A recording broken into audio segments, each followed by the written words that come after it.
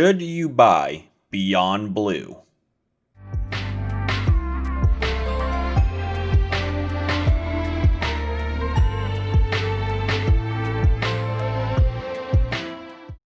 Wait, don't forget to subscribe if you haven't, because that helps me upload more videos and know that you like content like this. Hey everyone, I'm Jesse from Janjo. Thanks for checking out this video. Now, Beyond Blue is a game that just came out, as kind of most of my reviews tend to be on release, but Beyond Blue is a brand new ocean exploration game. It kind of reminds me of other ocean games like Subnautica and Abzu, or some of the ones in the past like Echo the Dolphin or SpongeBob Battle for Bikini Bottom, in which the rehydrated version I recently did a review on, so check that out too. Now, this is a game that was made by Eline Media, and you can buy it on everything for $19.99, and it's a very pretty game. I tend to like the more prettier, aesthetically pleasing kind of games, a lot more atmospheric, you could say, and there's nothing quite more atmospheric than Beyond Blue. Now, Beyond Blue is a very relaxing game. It's a kind of game that you kind of want to play in the dark, because it really absorbs you in the blue environment. Well, beyond blue, because I guess it's beyond blue. I don't know what necessarily is beyond blue, but it's in blue. It's in the water. You're a scuba diver of sorts. You swim around the water. You take pictures. I think you take pictures. You kind of do. You do a lot of ocean nautical kind of things. Like, you scan a lot. Remember Metroid Prime? Yeah, imagine doing that for a while. This game has a lot of very simplistic vibes, which some of you may like more complicated games, ones that give you more of a sandbox to it. This kind of is sandboxy, but in a simple way. It kind of reminds me of Mirror's Edge in some regards, where it is sort of level by level. You do get an open world after you play through the main story, but for most of your playing time, you're playing these preset kind of aquatic ocean areas. And it's very simple. The music is kind of like droney a little bit, unless you're in the sub, then it kind of plays different kind of tunes. One of the tracks actually remind me of a track in Summer in Mara, which is another game I recently did a review on. You can clearly tell this was made with a love for the ocean, because, well, when you're on the ship, you can see some videos of what I assume is some people that worked on the game, or just some random people, I don't know, but there's definitely a clear appreciation for the realism that Eline Media approached the game in, and that's pretty interesting. Again, because it's very realistic in a lot of the ocean life and their movements, and kind of what you do is nothing too complicated.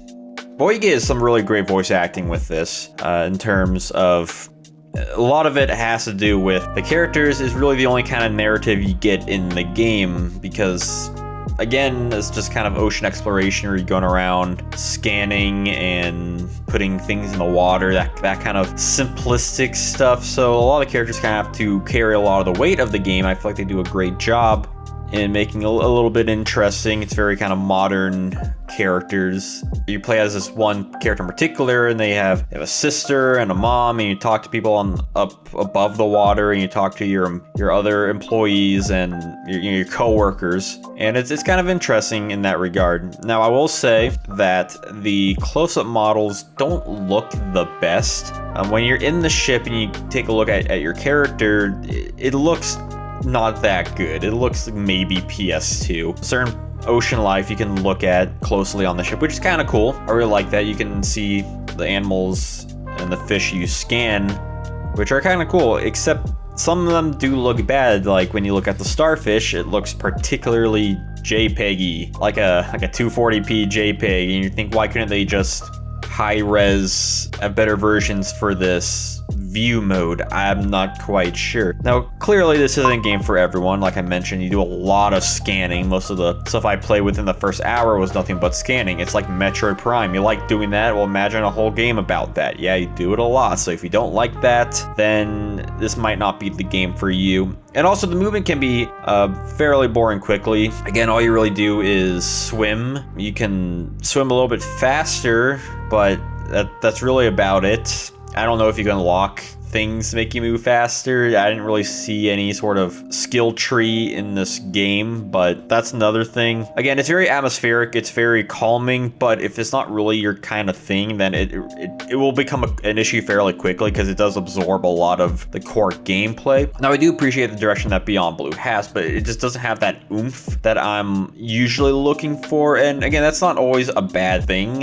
It kind of did subvert my expectations a little bit. I was kind of expecting something more of like a Subnautica, but this is different than Subnautica, so that's a plus there. Really, if you're looking for a game that's a peaceful Subnautica, then this is the game for you. Some weird quirks I will mention is that I thought my TV was breaking at first when I started the game, because you hear these clickings, and it's the ocean life you eventually figure out.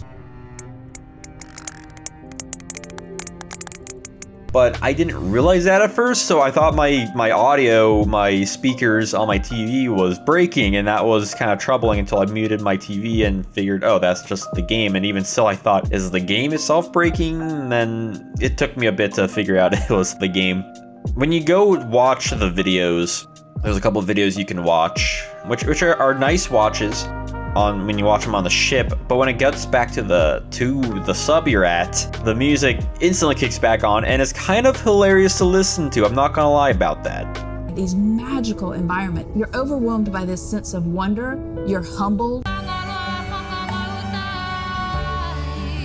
So this game is exactly as advertised. It's an ocean exploration game where it's very faithful to, in real life, nautical kind of exploration, and that's kind of neat that there's a game like that, because sure, you got things like Echo the Dolphin and Abzu, but this is a fully 3D game. You really do get a sense, you do get a little sense of wonder, a little sense of fear now and again, and you kind of learn a thing or two about aquatic life. Are you sure this is where you track that noise?